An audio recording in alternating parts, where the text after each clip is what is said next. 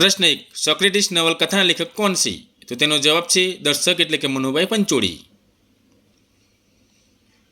પ્રશ્ન 2. કવિ નર્મદના મનમોજીત સ્વભાવને કારણે તેમના મિત્રો કયા નામે બોલાવતા હતા? તો તેનો જવાબ છે લાલાજી.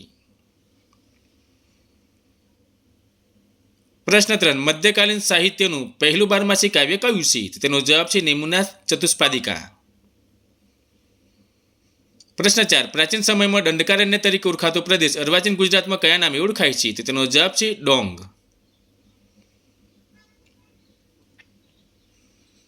પ્રશ્ન 5. રમણલાલ સોનીનું ગુજરાતી સાહિત્યના કયા ક્ષેત્રમાં પ્રદાન છે? તો તેનો જવાબ છે બાળ સાહિત્ય. પ્રશ્ન 6. રમતગમત ક્ષેત્રે ગુજરાત સરકાર તરફથી કયો મહત્વપૂર્ણ પુરસ્કાર આપવામાં આવે છે? તો તેનો જવાબ છે શ્રી અંબુભાઈ પુરાણી પુરસ્કાર. પ્રશ્ન 7. ગુજરાતમાં કયા સ્થળેથી વાસ્તુકલાના નિયમો પ્રમાણે લાકડાનું કોતરકામ મળી આવ્યું છે? તો તેનો જવાબ છે સોમનાથ. પ્રશ્ન 8. વડનગર શાના માટે જાણીતું છે? તો તેનો જવાબ છે પ્રાચીન કલાત્મક તોરણ અને હાટકેશ્વર મંદિર. પ્રશ્ન 9. બોલિવૂડ ફિલ્મ દેવદાસનું નિર્માણ કયા ગુજરાતીએ કર્યું છે? તો તેનો જવાબ છે સંજય લીલા ભંસાણી. પ્રશ્ન 10. નરસિંહના મોટાભાગના પદો કયા સંદમાં રચાયા છે? તો તેનો જવાબ છે ઝૂલના સંદ. પ્રશ્ન 11. જામનગર પાસે કયા ટાપુનો સમૂહ છે? તો તેનો જવાબ છે પિરોટન. પ્રશ્ન 12. ગુજરાતનું સૌથી જૂનું મ્યુઝિયમ કયું છે? તો તેનો જવાબ છે કચ્છ મ્યુઝિયમ.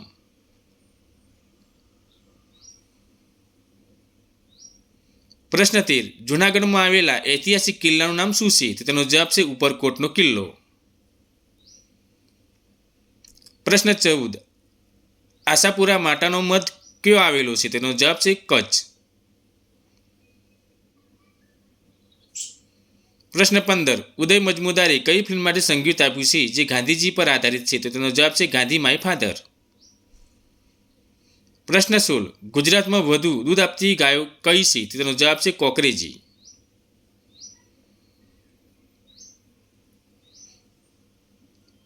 પ્રશ્ન 17. કયા ગુજરાતી મહિલા સ્વતંત્ર સેનાની મસૌ યુનિવર્સિટીના કુલપતિ પણ રહી ચૂક્યા છે? તો તેનો જવાબ છે ડૉક્ટર હંસાબેન મહેતા. પ્રશ્ન 18. મંદિરોના નગર તરીકે કયા શહેરની ગણના થાય છે? તેનો જવાબ છે પાલિતાણા.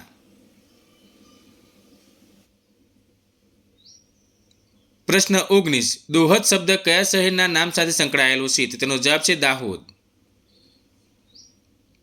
પ્રશ્ન 20. ગુજરાતના કયા જિલ્લામાં ઘોરડ પક્ષી જોવા મળે છે? તેનો જવાબ છે કચ્છ.